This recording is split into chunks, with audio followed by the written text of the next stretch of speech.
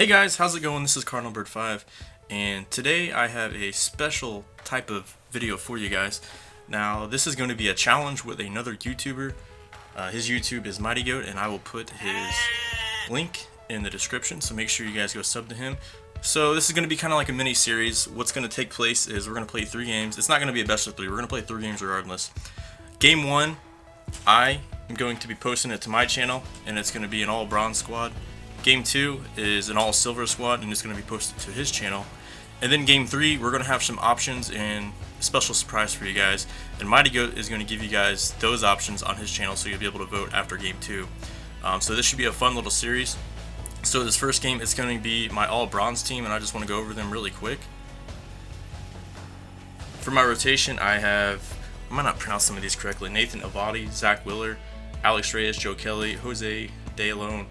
Now, I've did some research, and I think these guys are probably some of the best bronze pitchers because they all throw hard. And I know Alex Reyes has the best per nines for all bronze pitchers. So this should be interesting. I think it's going to give me the best chance to win. Let's talk about our bullpen really quick. We have 3 lefties, Blevins, Oliver Perez, and Andrew Chaffin. Our righties, I have a few commons. I actually have this guy named Tommy Connolly. I don't know if I'm saying that correctly. He actually throws pretty hard. Of course, we have Bruce Rondon, who can hit 100 miles an hour, has a pretty good K per 9. Tom Williamson, who has 5 pitches, excellent per 9s for a bronze, and can throw pretty hard as well. Zach McAllister of the Indians, you guys probably know who this is if you watch the World Series. Pretty solid reliever with 5 pitches. Don't throw as hard as the others, but still very solid nonetheless. Now let's talk about our lineup. Lineup is going to be pretty difficult to put together, so what I had to do was I had to pretty much rely on a lot of left-handed hitters, and I have a pretty good bench. I don't really have any guys that are going to play the whole game, with the exception of probably Johnny Peralta. He might play the entire game if I need to, because he can hit both sides kind of decent. And Adam Duvall, he's got pretty good power against both sides as well. So we have Adam Lynn. I'm going to lead off. Probably has the best contact on my team, 91. Nomar Mazara, who's just an absolute budget beast with 80 power. Travis Shaw, Jock Peterson, AJ Przinsky. Catcher was very difficult to find anybody, so we went with AJ Przinsky. He has pretty good contact and decent power versus righties. And Ryan Schimpf, who's one of my favorite players in the game, hit 80 power versus righties, and that's pretty much all he has. Our bench should be Marcus Semien. He can play second, third, or short, and he's going to be a platoon guy. He hits lefties. Navarro can hit lefties, so we're going to bring him in, and he's also a switch hitter. Chris Colbell can play first base or the corner outfield spots. Hits lefties and righties decent. Yasmani Tomas, again, can play right field, third base, or left field, and he hits lefties pretty well. And then Franklin Gutierrez, but he can play the field pretty well, and he also can hit lefties. He can hit righties decent as well. I know I probably butchered that. But anyways, that is going to be our team, and let's go ahead and get this challenge underway. Alright, so here we go. Mighty Goat's team name is the Average Joes, and as you can tell, he's got a pretty darn good team. He's got Ichiro Trout, Ted Williams, A-Rod, Albert Pujols, Cano Napoli, Chris Bryant, and he is pitching Chris Sale. You look at my lineup, not too great. He is pitching a lefty, so it kind of threw things off a little bit. And as you can see, we have Joe Kelly on the mound. I tried to go pretty much with a right-handed dominant lineup. We still have Jock Peterson in the lineup as well. And let me tell you guys, PCI was just incredibly small. So here we go, guys. I'm real excited. This should be a great game, and I hope you guys do enjoy it. So starting off, we are the home team. And Mighty Goat is going to get the first AB. He's leading off Ichiro Suzuki. And I get him to fly out to left field. So let me talk about Joe Kelly a little bit. I really wish he had a slider or a slurve or something. Pretty much relied on his sinker, I'd say 70% of the time. As you can see here, I pitch up and in to Trout. He jams him, but he gets a blue pit to fall. Now, I didn't really know much about Mighty Goat going into the game. I really didn't. I was kind of surprised by how highly rated he was at the end of the game. Here he hits a chopper in front of the catcher, and I get him out. So yeah, he was actually not to take anything away, but I didn't expect him to be highly rated as he was. So you guys will see at the end of the game what his actual rating is. I just don't see him post too much Diamond Dynasty head to head. So I was really surprised because I play a lot of players, and even people in the World Series struggle to hit the high fastball and fastballs in general. He did a really good job hitting the fastball, but we do get through the first inning without a run, and now we are trying to face Chris Sale, and this was a very, very tough challenge. Even with a right-handed dominant lineup, most of my guys had super small PCIs. I really wanted to face a righty because I had more faith in a lot of my left-handed hitters. And I fouled off a lot of pitches early on. I was just really early. This Chris Sale is different than the rookie Chris Sale too. He doesn't throw quite as hard. And then, by the way, heads up play by Mighty Goat because I was going to be safe there, so a really smart play by him. But yeah, this card is just different to face. The rookie Chris Sale throws a little bit harder, but does not have as good of a slider or a changeup. And this Chris Sale throws like a 79 mile an hour slider, and it can really fool you. Plus, it has like 90 plus break as we grounded out to third. Then we have Chris Colbell come up 0-2 count, and I was trying to sit back a little bit, and he pretty much jammed me as I fly out to right field. So first inning, no score, and it's already shaping up to be a good game. Let me talk about some of the rules a little bit as Mighty Goat takes one to deep center, but Franklin Gutierrez makes a really nice play. That's kind of why I started him in center field. But yeah, some of the rules in this series, we agreed to play on Hall of Fame. We agreed that there should only be a maximum of 2 sacrifice bunts by position players. You can bunt with your pitchers, similar to the tournament I had. So pretty fair. I don't think any of us bunted in this game at all. So it was nice to play somebody that's a good player and didn't have to rely on bunting. It was just a pleasant relief because playing a lot of head-to-head lately, a lot of people have been bunting. But we're still in the second inning, and my goal at this point, I'm trying to work Chris Sale, but I don't want to be too passive. As we get a fastball up and in, I thought I hit it pretty decent, but again, this is a bronze team. I'm really going to have to turn on a fastball and get almost 100% precision with good timing in order to hit a home run, especially off Chris Sale, and we fly out the right. So the fastball is getting to me a little bit. This Chris Sale throws about 95, 96, but to me, he's a little bit harder to hit because his changeup and slider are so much better. Plus, his per-nines are really solid for a starter. The reliever per-nines are better, but his breaking stuff's just not as good. So Mighty Goat leads off with Chris Bryant and gets a single to go up the middle. So good start for him. Then he has Chris Sale coming up. Interesting move by him. Instead of bunting, he does a little hit and run. It almost kind of screwed me up, but he does advance the runner. So I like to see that type of aggression. I don't see too many hit and runs, so I do like to see that. Then he has Ichiro coming up. I pretty much had Ichiro's number. Mighty Goat was chasing a lot of high fastballs, and he wasn't able to turn on many, so I was getting Ichiro to fly out a lot, so Ichiro didn't do much at all this game. And then Mike Trout comes up. Bruh. Yeah, I missed my spot there, and he makes me pay. Really good hit by Mighty Goat, hits it to dead center. That's what I'm saying. I was a pretty good pitch. I mean, it wasn't the greatest pitch, but that was a high fastball, and he turned on it, went up the middle with it, and made me pay. So good hit by him. And Joe Kelly's no slouch. Joe Kelly can throw 96, 97. Doesn't have the greatest per-nines, but I was really surprised at this point. Again, I had to kind of learn how this guy played. He kind of reminded me of Twin Gaming a little bit. As Deonor Navarro goes yard. Now, I was really surprised by that, but that's why I got him on the team to platoon against lefties. But yeah, he kind of reminded me of Twin Gaming a little bit. Both of them have pretty quick bats. Both of them are pretty aggressive, pitching and hitting-wise. And I think they're both about the same rating. I'm not even sure.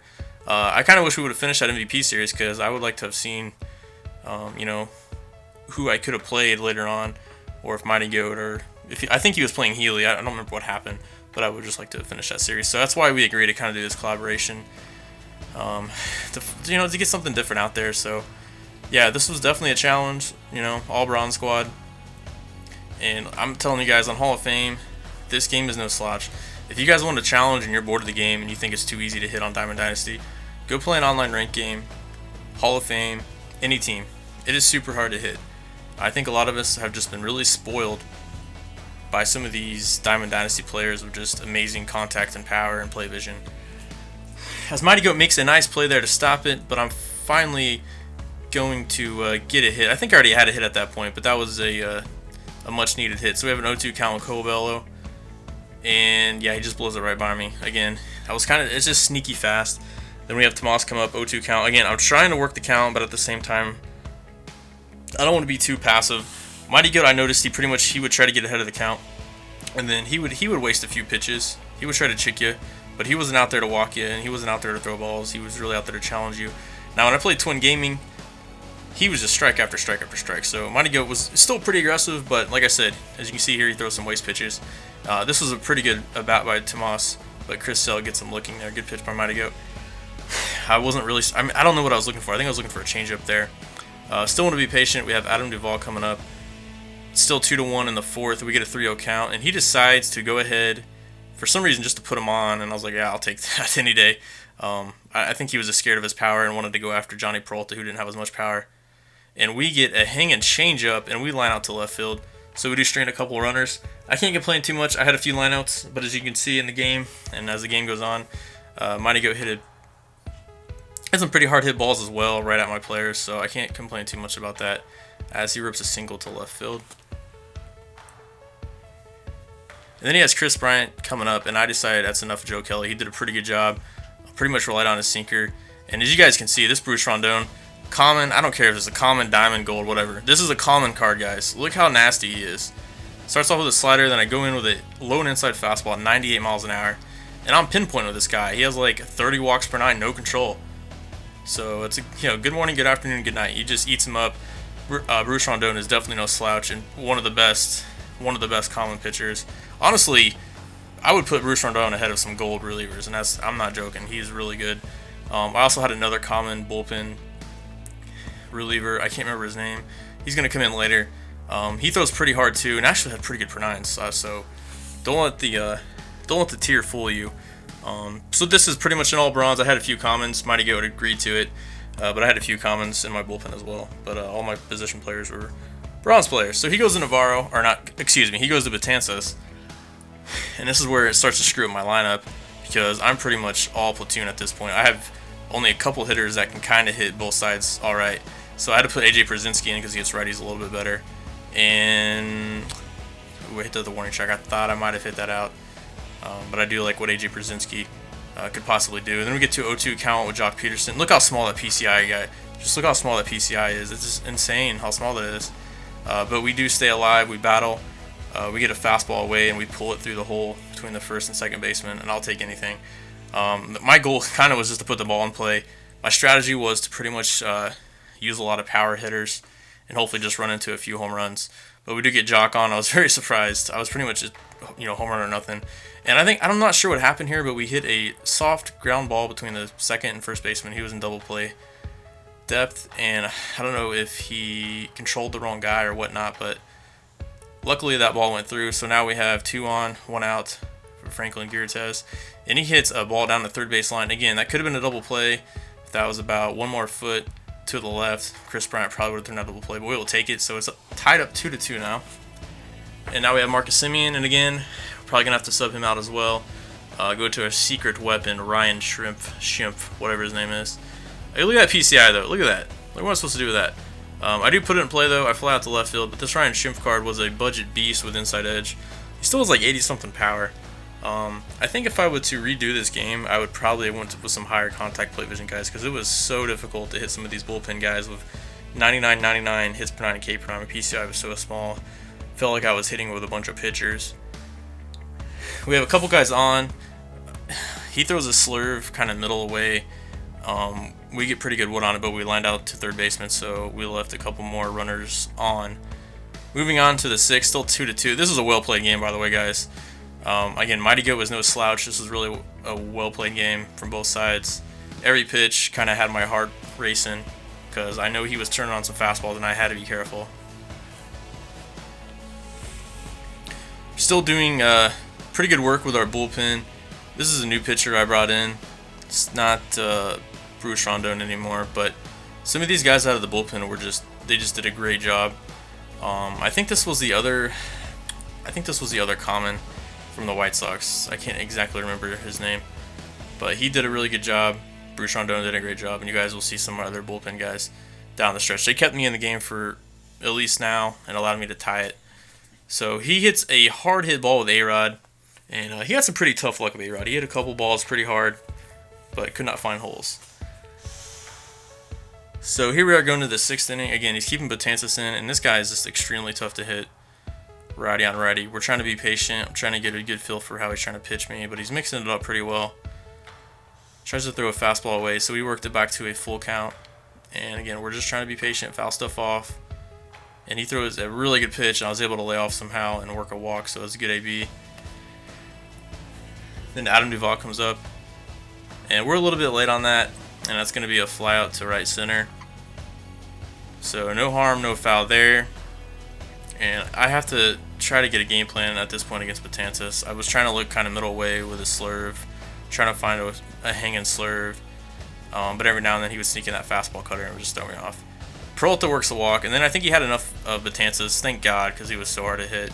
Then he brings in the flashback Rodney, who really wasn't much easier to hit. And we kind of hit on top of a weak ball here to the first baseman, and he turns a really good double play. I thought maybe I had a chance to run out, so we leave 2 more runners stranded. But hey, we're competing. It's a bronze squad. If I win this game, I win it. As Mighty Goat hits a pretty hard hit ball with Joey Bautista to my right fielder. And then we go to a lefty, some lefty on lefty matchup here. I went to Oliver Perez since he has Ted Williams coming up. It's a pretty hard hit ball to shortstop. Peralta makes the play, however. So we do get the one lefty out, and I decided to keep him in against Napoli. Try to throw a sinker high and in, and I thought he was going to hit this out. Thank God. It stays in the ballpark. That just kind of has some weird topspin to it. So moving on to the bottom of the 7th, still 2-2, pretty much a pitcher's duel. And this was just a really well played game. I don't know. I really didn't know what to expect from Mighty Goat. So I know a lot of you guys are probably already subbed to him. He does a good job with his YouTube channel as he grounds out to shortstop. But like I said, I haven't seen him play much head-to-head, so I don't really know what to expect. Same for Twin. Both are really good players. And this was a really fun game, so I'm glad we did this. Moving on in the 8th inning, Ichiro, 2-0 count. Again, we got him to fly out to left field once again. He didn't do anything with Ichiro. I think he was 0 for 4. I think they were like all fly outs to left field or third base. Moving on to the 8th inning, he has Zach Britton in, and I can't touch that sinker. The PCI is so small. He grounds out to Chris Bryant. Then we have Yasmani Tomas coming up. And the first pitch. You're in trouble if you don't follow the instructions.